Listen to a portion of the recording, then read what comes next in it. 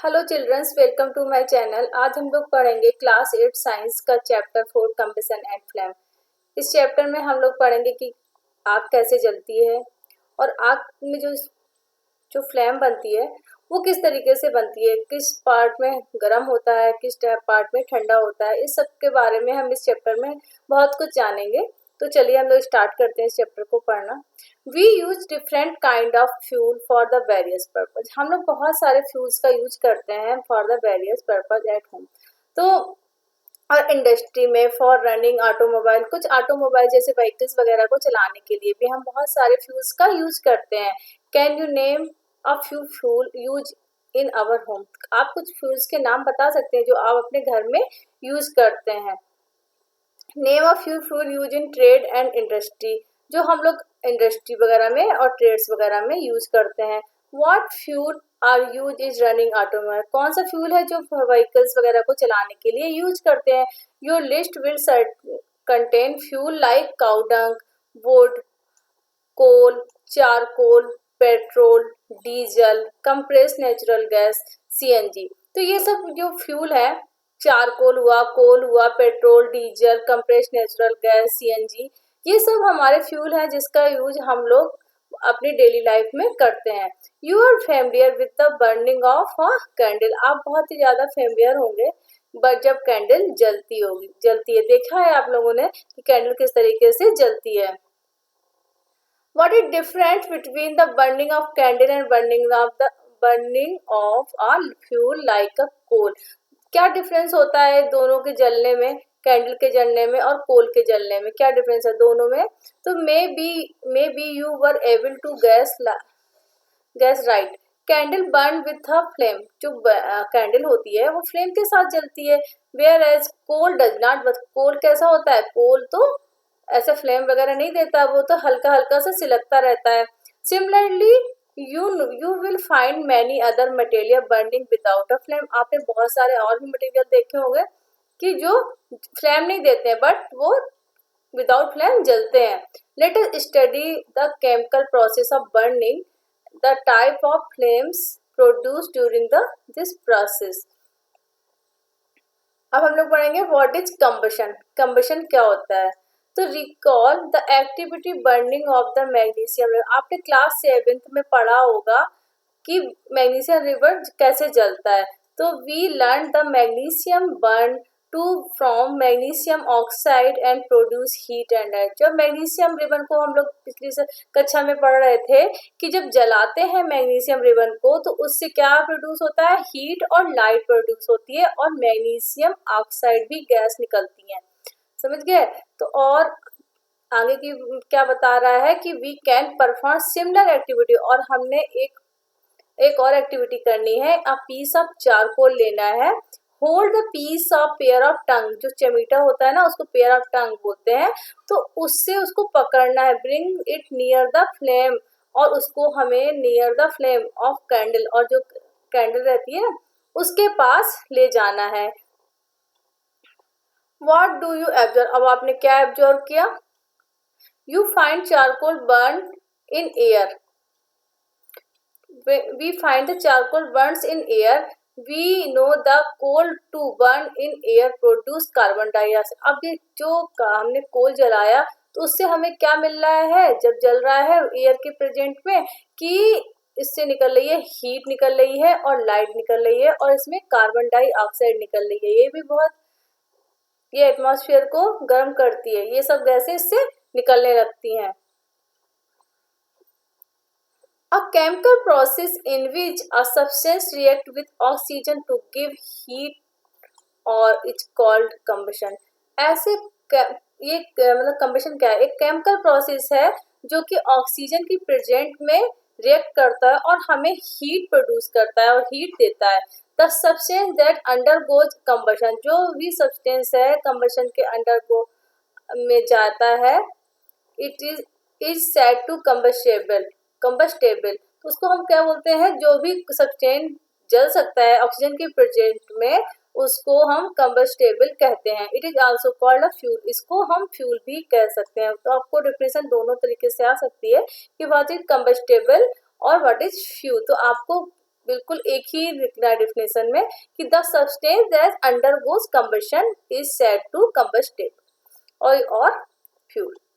The fuel में भी solid, कैसा हो सकता है फ्यूल? सॉलिड हो सकता है, लिक्विड हो सकता है और गैस फॉर्म में भी हो सकता है। Sometime light is also give of during combustion. आपने कभी कभी देखा होगा कि जो लाइट प्रोड्यूस होती है ड्यूरिंग कंबशन, तो आइदर अ फ्लेम और अ ग्लो, और ये भी ग्लो भी कर सकता है और फ्लेम के साथ भी जल सकता है। It in reaction mention above magnesium और चारकोल और कंबस्टेबल सब्सटेंस। तो हम कह सकते हैं ना कि ये जो चारकोल है और ये मैग्नीशियम रिवर कंबस्टेबल सब्सटेंस है, क्योंकि ये बर्न हो जाते हैं। ऐसे भी सब्सटेंस होते हैं जो जलते नहीं है, तो अनकम्बस्टेबल सब्सटेंस बोलते हैं उन्हें। We were hold that food is, क्या है हमारा जो फूड है, food is a fuel of our body. जो हमारे फूड है वो भी हमारी बॉडी का एक फ्यूल है।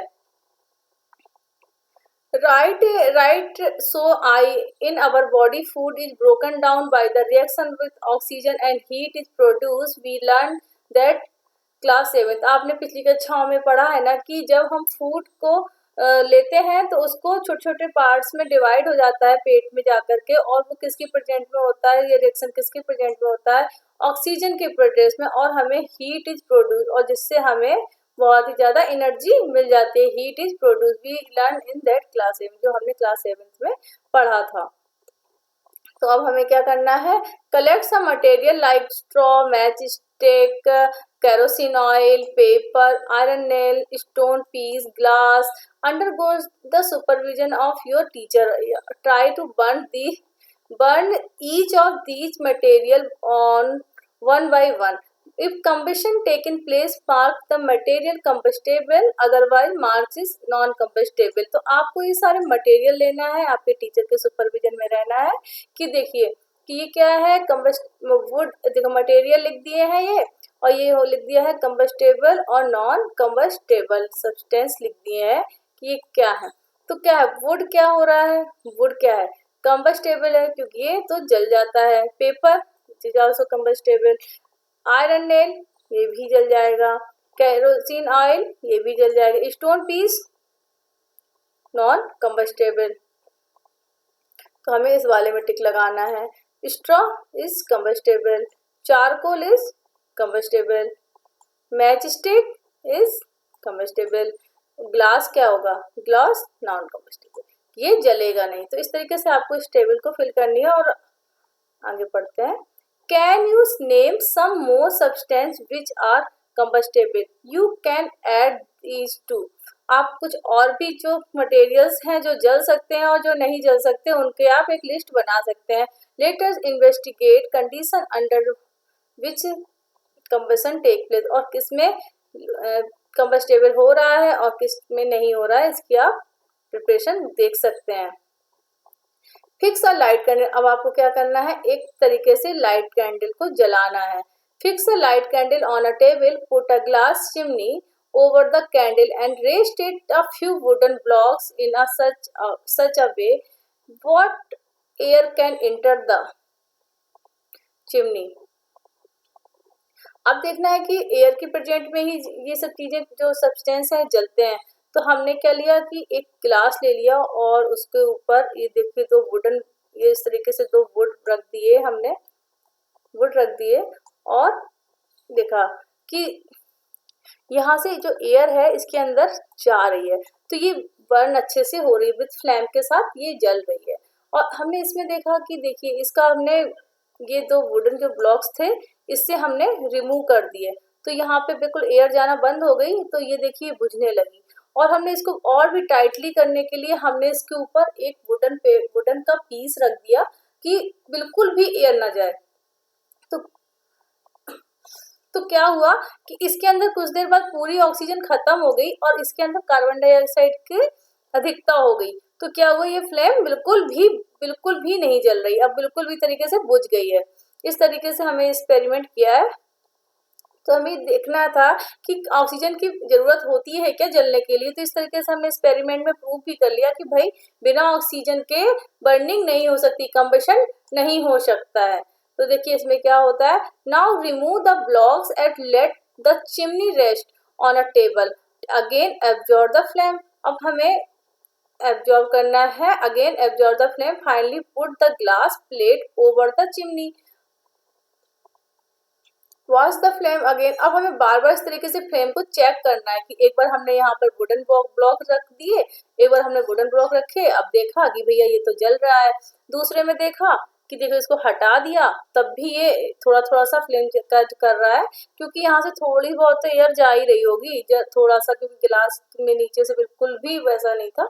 तो फिर लेकिन फिर भी कम होने लगी, इसकी जो लौ थी ना, इसकी आग की कम होने लगी। लेकिन इसमें तो पूरी टोटल ही एयर इसके अंदर जाना बंद हो गई, क्योंकि हमने ऊपर से और ज्यादा कंप्रेस कर दिया, इसके ऊपर वुडन ब्लॉक रख दिया, तो ये बिल्कुल बंद हो गया इसके अंदर, तो ये पूरी तरीके से बुझ गई। Glass plate over the chimney, watch the flame again, what happened, the three cases, तीनों केसेस में क्या हुआ, does the flame flicker off, और फ्लेम कैसे फ्लिकर ऑफ कर रहा है, does it flicker and give in smoke, और फिर क्या कर रहा है वो स्मोक भी फ्लिक कर रहा है। Does the flicker and given smoke, does it burn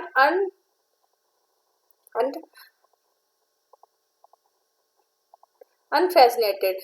Can you infer anything at all about the role play by air in the process of burning? We find that the combustion air is necessary. हमने पूरे process में देखा, experiment में देखा कि air is क्या है हमारे लिए बहुत ही ज्यादा जरूरी है। The candle burn freely in case, candle क्या हो रहा है, फ्रीली बर्न हो रही है, when the air can enter the chimney from the below, जब नीचे से जा रही है। In case B, when the air does not enter the chimney from the below, the flame flicker and produce smoke.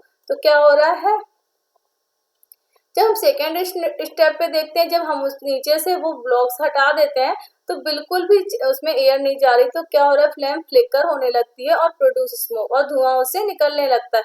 और in case flame finally goes off because the air is not available. अब तीसरे case में हम उसके ऊपर wooden block रख देते हैं और फिर उसके अंदर एयर बिल्कुल ही इंटर नहीं हो पा रही है, तो फिर उसके कारण वो बुझ जाती है। तो अब हम तीसरे में पढ़ रहे हैं,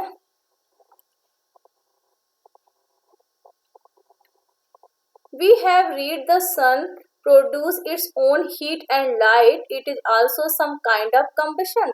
तो अब हम पढ़ेंगे कि जो सन है वो अपनी हीट को खुद ही प्रोड्यूस करता है, तो ये किस टाइप का कंबशन है। तो in the sun heat and light are produce by nuclear reaction. ये कैसे हो रहा है, ये न्यूक्लियर रिएक्शन से होता है। You will learn about this process in higher class. आप आगे का जो इसके आगे का बताया जाएगा वो आगे की क्लासों में आप जरूर सीखेंगे बहुत अच्छे से कि न्यूक्लियर रिएक्शन कैसे होता है। Place a piece of burning wood and charcoal in iron plate or Tawa, cover it a glass jar or a tumbler। अब उसको हमें कवर कर देना, और ट्रांसपेरेंट प्लास्टिक जार, और अब transparent plastic jar. Observe what happened, does the charcoal stop burning after some time. तो क्या होगा, जब हम उस चारकोल को ढक देंगे उसको किसी ग्लास टम्बलर से या प्लास्टिक जार से, तो क्या होगा, कुछ देर बाद आप देखेंगे कि वो बर्निंग स्टॉप हो गई है, जल नहीं रहा। मतलब वो तो वैसे भी फ्लेम के साथ जलता नहीं है, स्मोक से ही ऐसे थोड़ा थोड़ा सिलकता हुआ जलता है, आपको स्मोक ही दिखेगा बट वो बर्न हो रहा होता है। Can you think of the reason why is stop burning. आप बता सकते हैं कि ये भैया स्टॉप क्यों हो गया, ये जलना क्यों बंद हो गया। You might have here what that when the cloth of a person catch fire, the person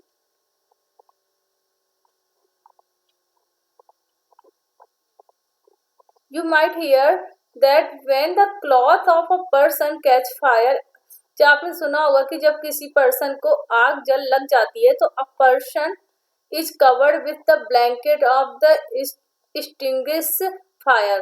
तो हम उसको क्या कर देते हैं कि एक ब्लैंकेट से उस टुंगस्कस को कवर कर देते हैं। कैन यू गेस वाई, क्यों करते हैं ऐसा, वाई? तो now recall some of your experience, आप अपना कोई एक्सपीरियंस बता सकते हैं। Does a match stick burn by itself, how does it burn? क्या जो मैच स्टिक है अपने आप बर्न हो सकती है? You might have had experience of burning of piece of paper, does it burn when a burning match stick it bought near it? जब आप किसी मैच पेपर के पास आप मैच स्टिक लाते हैं तो वो क्यों जल जाती है? Can you burn the piece of wood by burning a lighted match stick near it? और ये जो पीस है, लॉग का पीस है, उसके पास जब लाएंगे तो ये क्यों नहीं जलेगा? Why do you have to use paper और केरोसिन ऑयल? और हम क्यों भैया लॉग को जलाने के लिए हम केरोसिन ऑयल और पेपर का यूज कर रहे हैं, वुड और charcoal? Have you hear the forest fire, आपने कभी फॉरेस्ट फायर के बारे में सुना है? During extreme heat of summer at, तो इसमें यही बताया जा रहा है कि भाई ये जो है कि जो पीस ऑफ पेपर है उसके पास मैच स्टिक लाएंगे तो वो आसानी से जल जाएगी। देखिए हम वुड के पास लाते हैं मैच स्टिक तो वो नहीं जलती, लेकिन फिर हम उसमें क्या डाल देते हैं, केरोसिन ऑयल डाल देते हैं। उसके पास ऊपर हम और कुछ भी क्या डाल लेते हैं,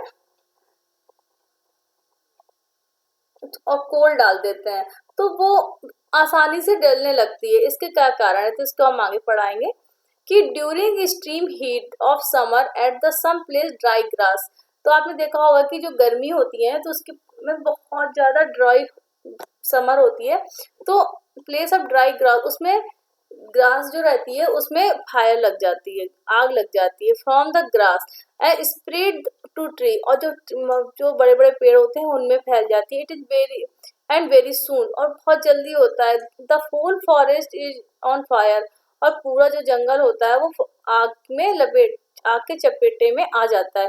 it is very difficult to control such a fire, और इस टाइप की फायर को बचाना मतलब बंद करना बहुत ही ज्यादा डिफिकल्ट होता है।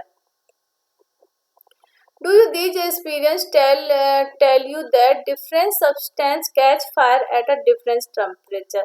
तो आपने देखा होगा कि कभी ऐसा एक्सपीरियंस किया है कि कोई भी जो सब्सटेंस है वो फायर को इजली अलग अलग टेम्परेचर पे कैच करते हैं। तो lowest temperature at which a substance catch fire is called igneous temperature. क्या करते हैं, जिस लोएस्ट टेम्परेचर पे कोई सब्सटेंस आग को पकड़ता है, कैच करता है, उसको हम क्या बोलते हैं, इग्निशियस टेम्परेचर। तो ये वाला डेफिनेशन आपको लर्न करनी है, व्हाट इज इग्निशियस टेम्परेचर। तो the lowest temperature at which a substance catch fire is called a ignition temperature. तो can you tell now why a match stick does not catch fire on a room temperature? तो match stick जो होती है वो क्यों नहीं आग को पकड़ लेती है रूम टेम्परेचर पे? Why does the match stick start burning in rubbing on a side of the match box? जब हम वो करते हैं ना, बर्न करते हैं उसको, मैच स्टिक को बर्न करते हैं, तो हम उसको रब करते हैं मैच स्टिक के साइड बाय जो लगा रहता है उसमें हम लोग उसको रब करेंगे, फ्रिक्शन के कारण ही उसमें आग लगती, हीट प्रोड्यूस होती है। तो आगे हम बता रहे हैं, तो the history of the match stick is very old. क्या है,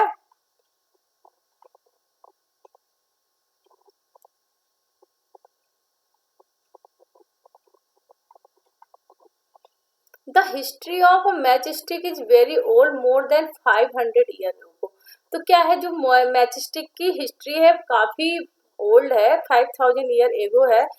small piece of pine wood dip on a, किसमें डिप कर देते थे, सल्फर पे, were use as a match in a ancient Egypt में एंशियंट टाइम पे ऐसे बना लेते थे, वो पाइन वुड को लेते थे और सल्फर में डिप करते थे, जिससे कि मैच स्टिक की जो स्टिक रहती है वो बन जाती थी। The modern safety match box is developed only about 200 year ago. जो मॉडर्न मैच स्टिक बनी हुई है वो 200 साल पहले से ही बन पाई है। तो ये किस चीज का मिक्सचर है, a mixture of antimony, trisulphide, potassium chloride, white phosphorus and some glue, इसमें क्या क्या डाल देते हैं, वाइट ग्लू डाल देते हैं, नहीं सॉरी ग्लू डालते हैं, वाइट फास्फोरस और एंटीमनी ट्राइसल्फेट, पोटेशियम क्लोराइड, इन सब चीजों का ये मिक्सचर होती है, 4 चीजों का मिक्सचर होता है। And starch was applied on a head of the match made of the suitable would, और उसमें क्या रहते हैं, एक सुटेबल वुड लेते हैं, उसमें उसको डिप कर देते हैं। When stuck again a rough surface, जब हम इसको क्या करते हैं, किसी रफ सरफेस में रब करते हैं, तो white phosphorus got ignited due to the heat, तो व्हाइट फास्फोरस होता है वो अपने इनिशियल टेम्परेचर पर पहुंच जाता है, उसके कारण उसमें हीट प्रोड्यूस होती है ड्यू टू फ्रिक्शन होता है ना, क्योंकि जब हम उसमें रब करेंगे तो व्हाइट फास्फोरस बहुत ही जल्दी आग पकड़ लेता है। तो this start the combustion of match, जिससे कि उसमें मैच स्टिक में आग लग जाती है। However, white phosphorus proved to be dangerous both for the workers, जो उस फैक्ट्री में वर्कर्स वगैरह काम करते हैं, involving the manufacturing of the match stick of user, तो और जो मैच स्टिक के यूजर है उसके लिए व्हाइट फास्फोरस थोड़ी सा हार्मफुल होता है, इसलिए अब आजकल उसका यूज नहीं कर रहे हैं। ये बता रहे हैं these day the head of the safety match contain only antimony trisulphide and potassium chloride का ही यूज कर रहे हैं। In the rubbing surface has powder glass, rubbing जो सरफेस किनारे जो रहता है रेड, आपने देखा होगा मैच स्टिक देखिए, उसमें देखना कि जो किनारे रहता है जो रेड कलर की जो रहती है ना स्ट्रिप जैसा, जिसमें हम लोग रब करते हैं मैच स्टिक को, तो वो किस चीज की बनी होती है, लिटिल उसमें ग्लास रहता है, जो कांच रहती है ना, उसको बारीक पाउडर रहता है, और लिटिल रेड फास्फोरस उसमें उसको वो लगा रहता है, which is much less dangerous, जो कि डेंजरस कम होता है। When the match is struck against the rubbing surface, some red phosphorus get converted into white phosphorus, हम उसमें रब करते हैं तो व्हाइट फास्फोरस, रेड फास्फोरस किसमें कन्वर्ट हो जाता है, व्हाइट फास्फोरस में। This immediately react with the potassium chloride in the matchstick head to provide enough heat and ignites antimony trisulphide to start the combustion, जिससे कि कंबशन स्टार्ट हो जाता है।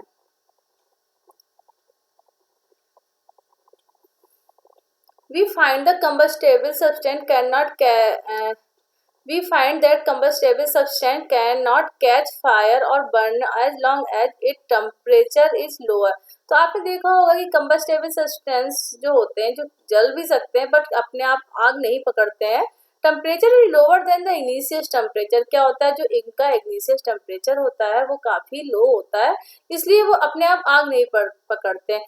Have you ever seen cooking oil catching fire when a frying pan is kept on a burning stove? तो क्या करते हैं जब हम कुकिंग ऑयल डालते हैं तो और उसमें बर्निंग स्टोव के ऊपर रखते हैं तो कुछ देर अगर रखा रहे तो वो थोड़ी देर में आग पकड़ लेता है। Kerosene oil and would do not catch fire on their own on room temperature, तो केरोसिन ऑयल और वुड ये जो होते हैं दोनों ही रूम टेम्परेचर पे आग नहीं पकड़ते, but the kerosene oil heated a little, अगर थोड़ा सा भी केरोसिन ऑयल को क्या कर देंगे, हीट कर देंगे, गर्म कर देंगे, तो इट विल कैच फायर, तो ये क्या कर लेगी, कैच फायर को कैच कर लेगी। But if would is heated a little, जब वुड को क्या करेंगे,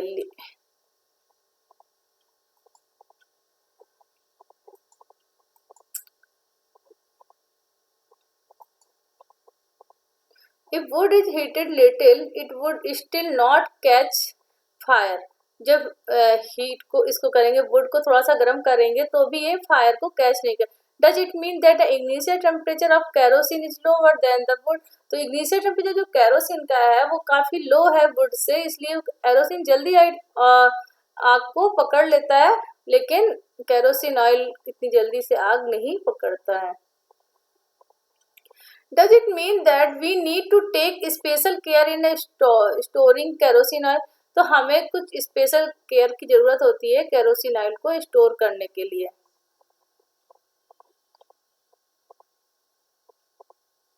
Does it mean the initial temperature of kerosene oil is lower than the wood? Does it mean that need to special care of the storage of kerosene? The following activities so that it is essential for a substance to reach the initial temperature to burn. तो हमें कोई भी substance को जलाने के लिए क्या होता है, हमें उसके इनिशियल टेम्परेचर तक उसको पहुंचाना पड़ता है, तभी कोई चीज बर्न हो सकती है। अब हमें क्या करना है, इस तरीके से एक्सपेरिमेंट करना है। अब हमें क्या लेना है, make 2 paper cup by holding a sheet of paper. अब हमें देखना, दो इस तरीके से एक पेपर लेना है और दोनों में हमें क्या डिफरेंस करना है कि हमने ये पेपर से बनाया है एक कप, और इसमें नीचे से एक में तो हमने फिल कर दिया pure about 50 ml of water on a one of. अब हमें एक में 50 ml पानी को भर देना है और heat both the cup separately with the candle, और हमें दूसरे कप में ऐसे उसमें कुछ भी फिल नहीं करना। व्हाट डू यू ऑब्जर्व, आप क्या ऑब्जर्व करेंगे कि जिसमें what happen the empty paper cup,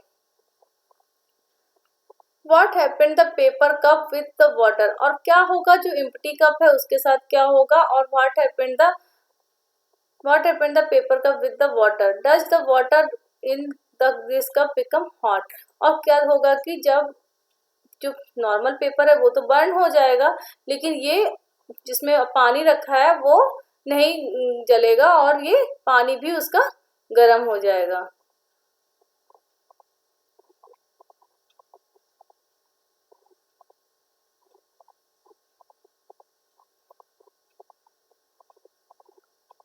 हम इसके बारे में पढ़ेंगे। If we continue heating the cup, we can even boil water in a paper cup. अब हम कंटिन्यू उसको गर्म करते रहेंगे तो पानी क्या होने लगेगा, बॉयल होने लगेगा। Can you think of an explanation for this phenomenon? तो आप किस फिनोमिनन के बारे में बता सकते हैं कि ऐसा क्यों हो सकता है। पिछली कक्षा में आपने कंडक्शन पढ़ा होगा, उसी के कारण हो रहा है। The heat supplied to the paper cup is transferred to the water by the conduction. जो क्या होता है, नीचे का जो पानी है ऊपर जाता है, ऊपर का पानी गर्म नीचे आता है। इसे पूरा प्रोसेस नहीं पिछली सुरक्षा में पढ़ा होगा कि गर्म होता है फिर ऊपर जाता है फिर ऊपर से नीचे आता है, इसलिए प्रोसेस चलता रहता है। तो इससे पूरे पेपर का पानी गर्म हो जाता है और इतने टेम्परेचर तक पहुंच जाता है जब तक कि वो अच्छे से बॉयल ना होने लगे। So in the presence of water the ignition temperature of the paper is not reaches hence the substance which have very low initial temperature and can easily catch fire with a flame। उसमें पानी है तो उसका initial temperature थोड़ा सा high हो गया, तो अब वाला पेपर जल्दी नहीं जलेगा। the substance which have very low initial temperature and can easily catch fire with the flame is called inflammable substance। Example of inflammable substance और petrol, alcohol, liquid petroleum gas etcetera. मतलब जो भी तुम्हें वहां से मिल रहे थे अंडरग्राउंड जो रहते हैं ना फ्यूल्स, जैसे एलपीजी हो गया, पेट्रोल हो गया, एल्कोहल हो गया, तो ये सारे क्या है, इन्फ्लामेबल सब्सटेंस है, क्योंकि ये बहुत जल्दी ही आग पकड़ लेते हैं, इसलिए इनको बोलते हैं इन्फ्लामेबल सब्सटेंस। अब हम पढ़ेंगे how do we control fire. अब हम आग को कैसे कंट्रोल कर सकते हैं। तो you must have seen a heard of a fire breaking out at home, shop और factory. If you have seen such an accident, आपने कभी देखा है इस तरीके की कहीं आग लग गई है दुकानों में, घर में और फैक्ट्रीज में, तो ये कभी इस तरीके के एक्सीडेंट हो जाते हैं। तो right a short description in your notebook, इस तरीके का होगा है तो आप अपने नोटबुक में कोई भी ऐसा डिस्क्रिप्शन लिख सकते हैं। Share this experience with your classmate, और अपना एक्सपीरियंस अपने क्लासमेट से बता सकते हैं कि उसको कैसे बुझाया गया था, क्या क्या हेल्प ली गई थी, किससे किससे हेल्प ली गई थी, आपके पास कोई कौन से नंबर थे जो आपने कॉल करके उनको बुलाया। तो find out the telephone number of the fire services of in your area. अगर आप कहीं रहते हैं सिटी वगैरह में तो ये इजली मिल जाते हैं और बहुत ही जल्दी आ जाते हैं आपकी फायर को कंट्रोल करने के लिए। If a fire breaking out your house of in your neighbourhood, अगर कहीं पर आग लग गई है, अगर पड़ोस में, तो in the first thing to do in call a fire service, सबसे पहले आप फायर सर्विसेज को क्या करिए, कॉल करिए कि वो जल्दी आए और फायर को कंट्रोल करें, नहीं तो बहुत सारे घर इन्फेक्ट हो सकते हैं उससे। It is important that all of us to know the telephone number of the fire services, और सबको जानने की जरूरत होनी चाहिए कि भाई टेलीफोन नंबर को पता होना चाहिए कि फायर सर्विसेज का नंबर क्या है। कभी भी कहीं भी इस तरह का एक्सीडेंट हो तो तुरंत कॉल करना चाहिए। ये बताया जा रहा है कि does your city town have a fire brigade station, अगर आपके गांव और शहर में कहीं भी फायर ब्रिगेड स्टेशन है तो when a fire brigade arrived What does it do? It pour water on a fire. तो क्या करती है ये, जब आ जाती है जल्दी जल्दी से बस पानी डालने लगते हैं। Water cool the combustion material so that it temperature it brought low it igneous temperature, तो क्या करते हैं जल्दी से उसमें पानी डालते हैं जिससे कि igneous temperature से वो लो आ जाता है, igneous temperature उसका लो आ जाता है जो बर्निंग मटेरियल है, तो वो फिर बुझ जाती है। तो these prevent the fire of spreading, और ये फायर के स्प्रेड होने से बच जाता है। Water evaporate also surrounding the combustible material helping the cutting off the supply of air.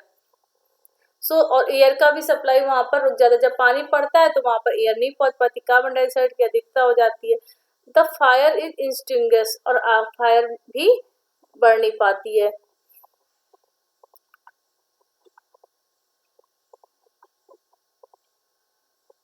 You have learned that there are 3 essential requirements for producing fire.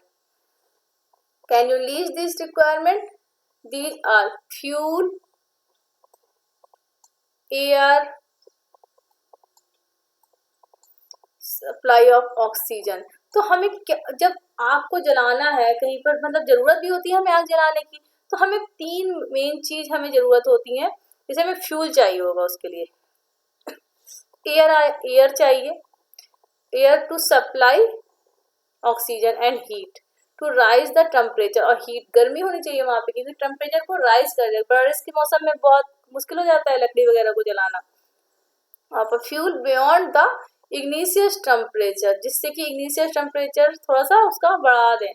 तो fire can be controlled by the removing one और more of these requirement, जब हम इसमें से किसी भी 1 या 2 requirement को कम कर देते तो आग अपने आप ही बुझ जाएगी। जैसे कि हम वहां से हवा कम कर दें, हवा ना डाल, पानी डाल देते हैं उसके ऊपर, तो ऑक्सीजन नहीं जा पाती, जिससे कि आग कंट्रोल हो जाती है। तो the job of fire extinguisher to cut off the supply of air, air की सप्लाई को क्या कर देते हैं वो लोग कम कर देते हैं, of burning down the temperature of the fuel और both. Notice that the fuel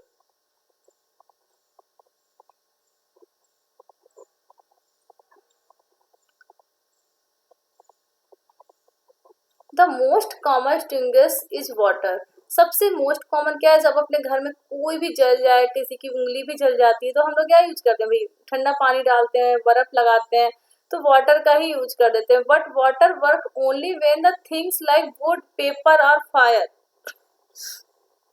लेकिन जब ये पानी कब वर्क करेगा, जब कोई आग वुड से लगी हो, पेपर से लगी हो, तभी ये पानी वर्क करेगा। इफ इलेक्ट्रिकल इक्विपमेंट में is on fire, the water may conduct electricity and harm those trying to dodge of fire। तो क्या होता है, अगर इलेक्ट्रिसिटी से लग गई या उसमें पानी डालोगे तो बहुत ही ज्यादा होगी क्योंकि करंट हो जाएगा उधर पे और बुझेगी भी नहीं।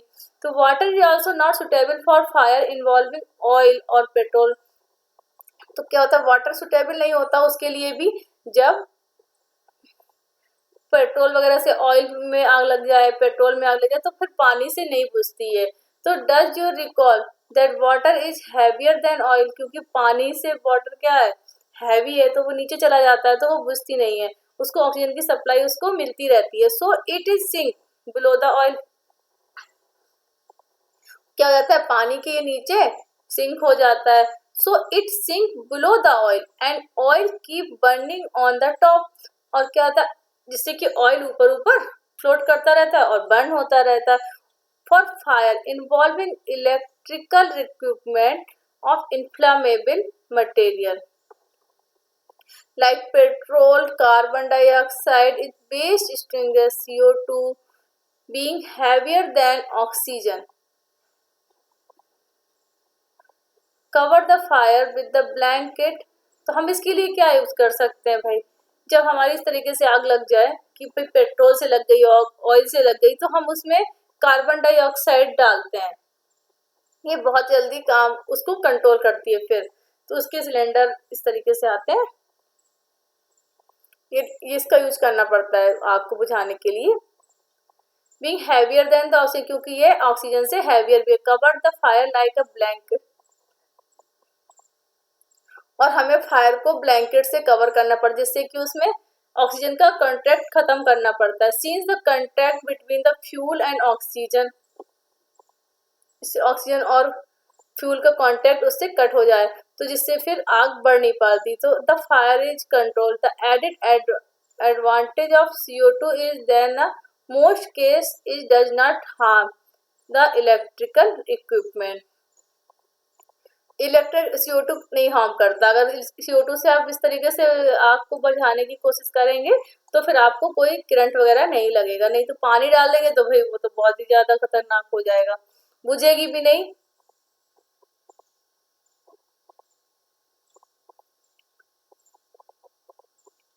It brings down the temperature of fuel is the why the excellent of the extinguishers.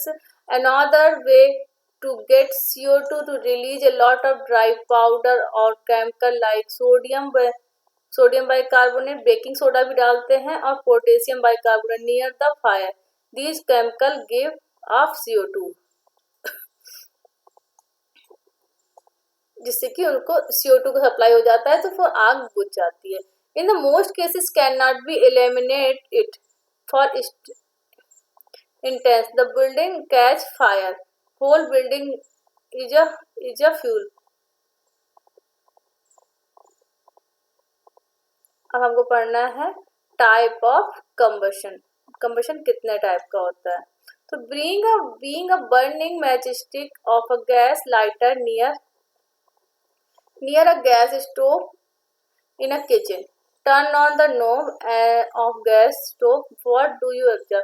आपने देखा होगा कि गैस के पास मैच स्टिक ले जाते हैं तो बहुत ही जल्दी आग पकड़ लेती है। तो what do you observe? आपने क्या ऑब्जर्व किया?